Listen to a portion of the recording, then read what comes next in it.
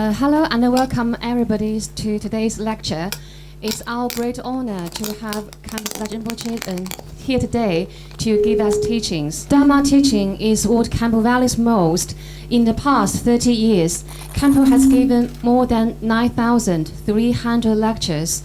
Among these teachings, Khenpo has been emphasizing the importance of Bodhicitta. As Khenpo said in the teaching, Bodhicitta is the very essence of 84,000 teachings taught by Shakyamuni Buddha. From the theoretical and practical point of view, Bodhicitta is very helpful, important for every sentient being.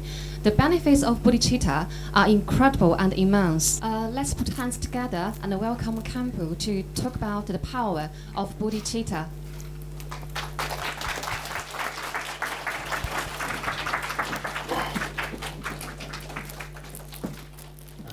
Today we are going to give a relatively simple talk here.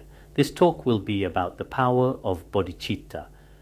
Originally, when we planned this particular talk, it was primarily intended for our esteemed BSA, that is to say the Bodhi Society, specifically designed for some of the senior management team members to significantly improve their overall teamwork capabilities. It was truly meant to be a comprehensive training session or a small-scale, focused lecture of this specific kind. But later we found that there were also many people who were interested in Mahayana Bodhicitta and were willing to participate. So for now, we have temporarily decided to let the senior management of the society, as well as some other respected and distinguished individuals, both those with faith and those without, all come together to share in the meaningful content of today's seminar. There aren't a great many people here today. However, everyone present here today comes from a diverse array of different countries, so this gathering could certainly be considered a truly international seminar taking place right here in Europe. For this particularly significant lecture, many dedicated individuals have made the considerable effort to travel here, especially from various distant places, including, as I can clearly observe, representatives from France, Germany, the United Kingdom, and the Netherlands. What other countries are there? Austria. Any others? Belgium. Where are the people from Belgium? Finland, yes, the people from Finland arrived yesterday as well. If your country hasn't been reported yet, please don't be upset that I didn't mention you. Many people have also come here especially to participate in our event. Are there any others? Are there individuals from other countries who have come to this event or location in person? Specifically regarding Sweden, I will personally be making my way to Sweden in the near future.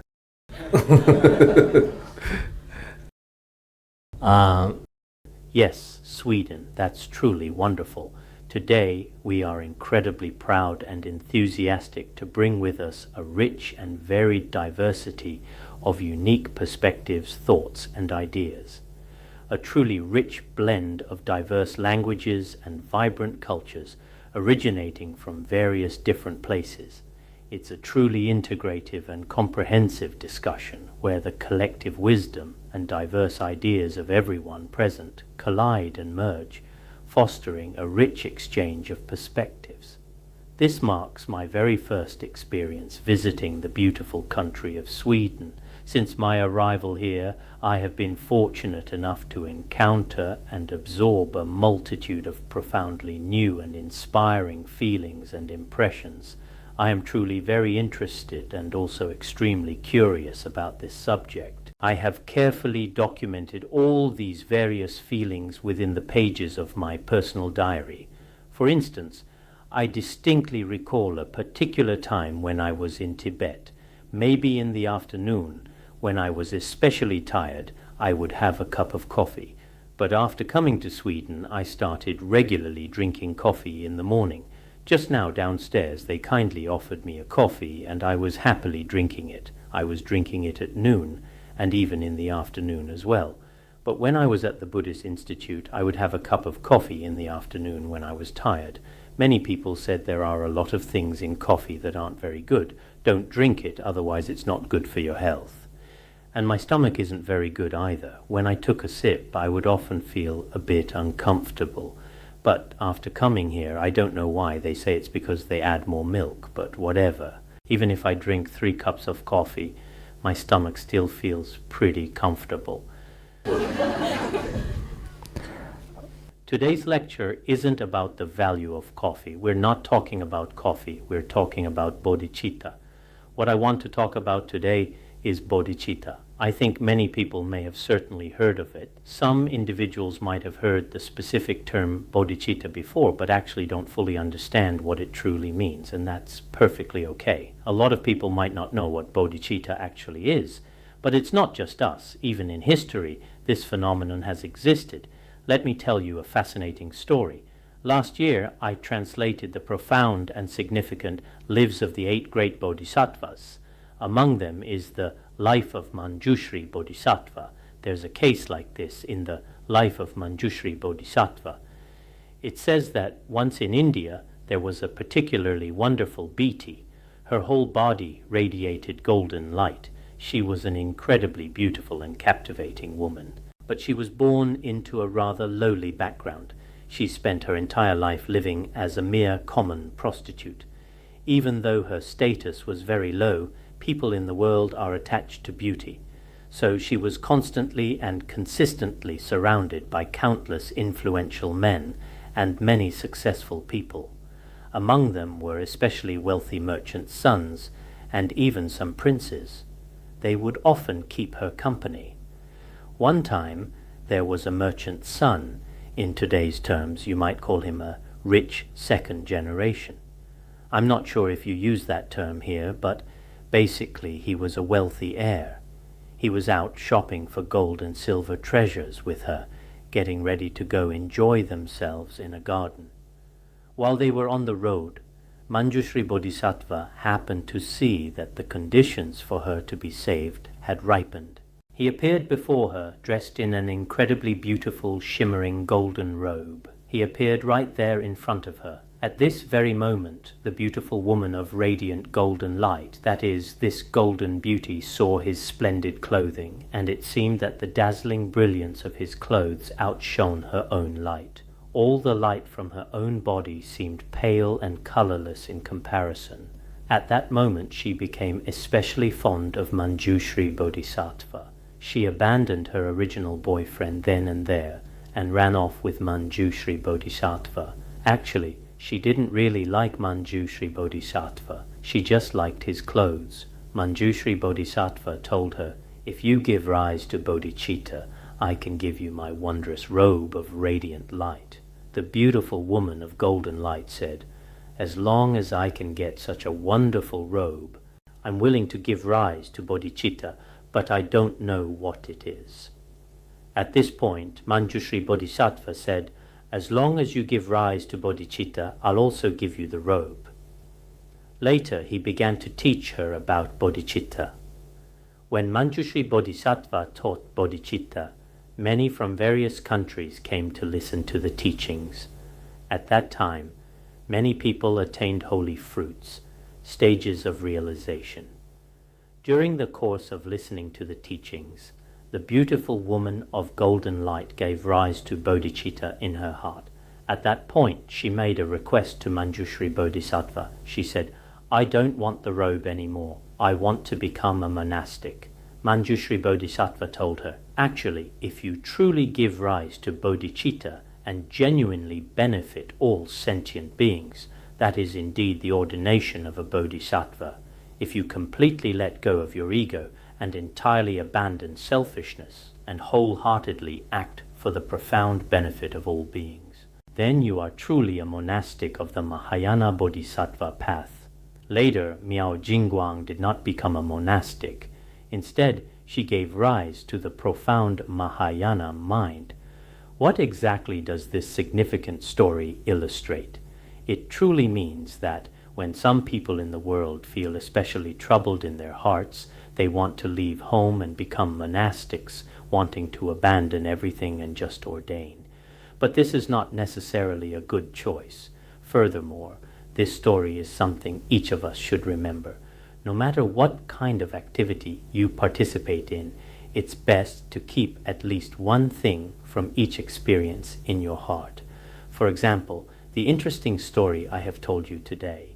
If, after a good 10 or even 20 years, you can still clearly remember it, then today's lecture will have had some meaning. In my own memory, I have attended many classes. Some teachers' classes I only attended once, but even after 10 or 20 years, I still remember them vividly. Some teachers' classes I attended many times, but now, when I recall them, they are vague and blurry. I don't remember what was taught. I have no impression at all. Actually, regardless of whether the lecture was good or not, the key is how we use this time. Maybe each time it's about a typical story or a famous saying or a fundamental and essential principle. If we always truly keep it deeply in our hearts, we might all potentially become especially wise and truly wealthy people. So I was thinking, first and foremost, I really want to talk to everyone about something very important. Some people may not really know what bodhicitta actually means, but even among Manjushri Bodhisattva's disciples, it was also through explanations that they gradually came to understand bodhicitta. Then bodhicitta arose in their hearts. Later, they put it into actual practice in their daily actions. Therefore, in our everyday lives, bodhicitta can actually always be truly present, and it's quite easy to achieve. It's not that difficult at all. But the key is whether you are interested or not. Do you have the motivation in this regard to put it into practice? If we have the motivation or the right conditions, everyone can strive to attain it. In Chinese Buddhism, there is a truly renowned and highly respected master named Master Shengan. In his profound and influential work, a treatise encouraging the generation of bodhicitta, he eloquently stated, "Bodhicitta is indeed the supreme king of all virtuous qualities, and it is unquestionably the most important among all good and meritorious deeds. This bodhicitta arises from various causes and conditions. As Master Shengan just mentioned, bodhicitta is, for example, among all the virtuous roots created by bodily actions, by speech, and by the mind. By the merit and virtue of bodhicitta is the greatest.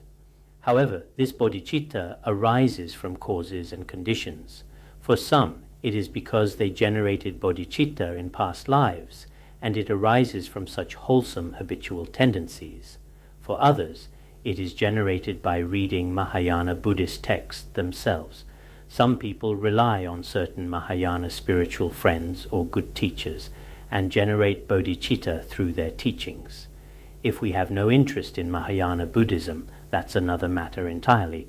But if we do care about Mahayana Buddhism, then bodhicitta is truly indispensable indeed. The renowned Atisha also said, "The distinction between Mahayana and Hinayana is made by whether or not one has bodhicitta. In fact, from the perspective of our current reality, the so-called Hinayana or Theravada tradition does not mean there is no bodhicitta." Looking at the actual practice of Buddhist practitioners themselves, we sometimes find that they possess a very strong and profound bodhicitta. Yet we keep claiming, "I am a Mahayana Buddhist, a true follower of the path," but in reality our own bodhicitta is rather fragile. No matter what, from ancient times to always the present day, especially in today's complex and chaotic society, in fact, altruistic compassion and altruistic bodhicitta are truly crucial, whether for individuals or for society, and even for the entire world. Although nowadays many people in both the Eastern and Western cultures advocate not pure altruism, but mostly self-centeredness. That is to say, a slogan centered entirely on the self, with the self as the core.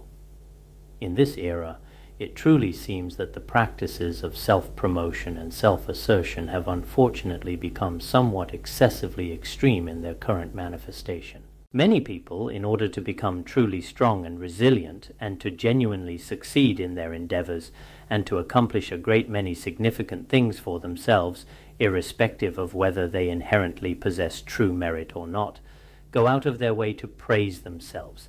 If people excessively cover up their own mistakes and boast about their achievements, then our rights and responsibilities may not be clearly distinguished. Actually, in our society, on one hand, we do need a certain self-improvement. This is very realistic, and it is indispensable in this world. But from another perspective, paying close attention to others and actively helping other sentient beings is even more profoundly crucial. On the surface, it may initially seem that some current self-centered views might indeed conflict with the truly altruistic bodhicitta, but in reality, the two are not in conflict at all, whether in the family or in social groups. If we possess an altruistic mind, this is extremely precious for anyone, whether in the East or the West. If in our daily lives we only care about ourselves and not about others, not caring about our own family, not caring about friends, or even not caring about society as a whole, this kind of mindset may seem acceptable for the time being, but the path it leads to will become narrower and narrower. Buddhist thought has been passed down to today for 2,561 years. But today, when humanity looks back at history, in fact, the idea of altruism should never be trampled underfoot along the way. No matter how incredibly long and extensive the future of humanity may ultimately be, the profound and deeply cherished concept of altruism will always remain exceptionally valuable. What I truly mean to convey is that on the incredibly long road of human existence, the profound Mahayana Bodhicitta truly holds immense and enduring significance. I often think that although there are many different religions, the most fundamental idea at the core of true religion is altruism. This is something that for us humans, whether as individuals, in small groups, or in large interconnected social groups, is extremely and profoundly necessary. This fundamental principle is especially well suited to today's rapidly evolving society and will also be significantly relevant in the foreseeable future, because whether we are sentient humans or intelligent animals, no one wants to be subjected to terrifying attacks. No one wants to live in an unsafe place. No one wants to associate with someone who is especially violent. So, in our daily lives, no matter what we do or think or whatever we say, we should never cause harm to others or bring them pain. Instead, we should carefully consider whether our actions, in fact, truly reflect our intentions and values. Also, directly or indirectly, be beneficial to those connected to us or related to us. Even those people who have no connection with me, who deeply hate me or really look down on me, should also be genuinely allowed to find their own personal happiness or deep satisfaction in life. There is an ancient, well-known saying in the Bodhisattva's way of life, "Let them indeed trample upon my head. I would much rather die, pleasing the benevolent Lord of this entire world." This means that even if others step on my head, or even if someone actually kills me, I truly should not complain, but instead I must endeavor to bring profound joy to the Lord Buddha, the benevolent protector of the entire world. In other words, if other people were to bully me, or perhaps even trample upon me, even if someone were to put their foot right on my head, or even actively tries to truly harm or deliberately kill me by any possible means whatsoever, I still should not harbor any resentment. Instead, I should always respond with a truly altruistic mind. Some of us might think, some of us might. If that's indeed the case, the entire world could fall into utter chaos, since it is certain that absolutely no one would offer any form of resistance, and consequently every single individual present would exhibit an exceptionally gentle and remarkably kind demeanor. But perhaps society isn't really like that. This is just a habitual way of thinking for us. In reality, in our daily lives, those who have violent tendencies, no matter when it is, gradually, in the end, they are unable to sustain their own lives for long. On the other hand, those with altruistic thinking, no matter how others try to harm them, they still want to help others. People like this, their lives actually become increasingly happier. We often see and hear about this phenomenon in our daily lives as well. I firmly and truly believe this to be the case. Each of us should possess a truly precious and deeply altruistic heart. Indeed, in the course of our lives, perhaps this is the best goal among all our pursuits. Of course, this kind of bodhicitta, in reality, is not so easy to attain if we truly want it. Bodhicitta is actually like an infectious disease. In the world, there are many kinds of infectious diseases, for example, AIDS, or there are many infectious diseases in the world. But bodhicitta is indeed a positive kind of infectious disease. Some people might think, bodhicitta, shouldn't we avoid using the term infectious disease for it? Wouldn't that be inappropriate? Actually, there's nothing wrong with it. In Tibetan Buddhism, there is a very great master, Patrul Rinpoche, the author of The Words of My Perfect Teacher. He used this analogy before. On the surface, Patrul Rinpoche looked like a homeless wanderer. He often wore tattered clothes and roamed from place to place. He appeared to be a particularly pitiable person. Once upon a time, in our vast Tibetan region, two distinct tribes tragically started a fierce and devastating war. During the war, there was a route that both sides had to pass through. Then, Patrul Rinpoche, dressed in especially ragged clothes, lay down right at the very entrance of the specific route they absolutely had to pass through. When the warriors saw this person during their march, they thought he was someone with a contagious disease, a leper. So they said, "Get out of the way, we're going to fight." But then they hesitated, thinking this person had leprosy. Everyone believed he was a leprosy patient. They told him, "Just leave us, go away." Later, the Venerable Patrul Rinpoche said, "Even though I have a quite contagious disease, but not many people can contract my illness. Only a few, like my main disciple Nyoshul Lungtok, have ever had it. It's not easy for others to get it. In fact, at that battlefield, he was constantly practicing bodhicitta. He desperately meditated, earnestly hoping the bitter war between the two warring families would cease immediately.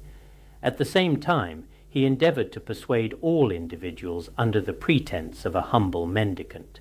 In the end, there was absolutely no bloodshed in the war, and it was peacefully and completely resolved. So, in the long history of our unique Tibetan region, he is a very typical and quintessential hermit.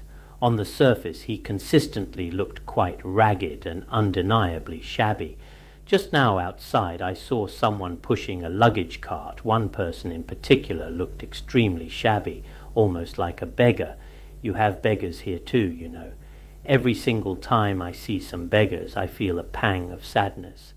I wonder if they might be people infected with the bodhicitta disease. Our world is very complicated. It's hard to say, because some people may appear to be high and mighty, often preaching about bodhicitta, but in their innermost hearts, they truly don't have even a single trace of the bodhicitta disease. Some people are very ordinary indeed, but within their hearts, they are infected with the bodhicitta disease. They can influence and inspire many others. If we ourselves do not truly cultivate bodhicitta, well, if we do not genuinely develop the sincere intention to truly benefit others, maybe we might indeed do some things in terms of our actions, but it most certainly won't last for very long. If in our hearts we truly give rise to bodhicitta, the wish to benefit all beings, then no matter what difficulties or significant obstacles we may encounter in our daily life, we will never, ever lose this precious bodhicitta. This profound bodhicitta is not something we pursue just because a certain religion advocates it. It's not that we seek it simply because we're told to. In fact, when we contemplate with our own profound wisdom and deep understanding, whether it's for this present life or the next existence, and in every corner of society, it is extremely meaningful. Actually, if we have an altruistic mind, in the end, it also brings a lot of benefit and well-being to ourselves. On the surface, it may seem like I am helping others, but in reality, I myself am also constantly improving in a certain sense. Let me have another sip of coffee. I'd like to tell another story, because with an altruistic mind, many ideas can be brought out. How is his condition? If he is barely hanging on, and I am also barely hanging on, then the whole atmosphere here would be gone. What I just mentioned is something everyone already knows. Back when the United States was building airplanes, the Wright brothers were also building them, but they didn't have any social resources. And then there was an individual named Samuel. In fact, the government actively supported him, providing him with approximately $50,000. He also received significant support from the Department of Defense. But Samuel's underlying mindset wasn't entirely pure. He truly wanted to, through this valuable opportunity, pursue his own objectives. Because he had worked at Harvard University, so at that time he really wanted to get rich and succeed. He always thought this way. At the time, all the government media were also following him. It is widely said that the pioneering Wright brothers did not possess a great deal of personal selfishness back in those early days. They especially wanted to change the fate of humanity. They really hoped that through this technology they could change the whole world. So they actually had a very strong sense of altruism. When they were testing flights many times back then, they basically treated each attempt as if it could be the last moment of their lives. They had this mindset when they started testing. In the end, it was only several days after their flight had already succeeded that the government found out. Because none of the media had been following them, it was only then discovered. They had been following the other person the whole time. So in a certain sense, perhaps altruism will ultimately lead to one's own success. When he leaves this world, people will not forget him. But if you harm humanity or hurt others, when you leave this world, people might not forget you either, but the way they remember you will be different. We know that there are actually many, many people indeed in this world, and although people often don't forget them, in their hearts they truly remember them in a profoundly different way. Therefore, I believe that the so-called Mahayana altruistic philosophy truly is not a dogma or something belonging to a particular religion, or rather, it is something that truly has a comprehensive framework, because its ultimate aspiration is actually to help all sentient beings attain the very highest level of spiritual enlightenment. Among us humans, the truly highest state is not because someone is very, very wealthy or because they hold some high position of power. Not at all. Among us humans, the most noble and supreme state is when one's mind and awareness reach the highest level. That is what we call, what Buddhism refers to as Buddhahood. But in fact, every other religion also believes that among all aspects of the human spirit, when one's mind reaches its peak, then the purpose of generating bodhicitta is to help all sentient beings reach the highest peak of thought and the greatest enlightenment. This is our goal. Everyone can think about this. To truly make such a virtuous and noble aspiration in human society, one must hope that everyone, even those who harbor hatred toward me, can truly reach the very highest peak of human thought. Such a person should be considered a good person, right?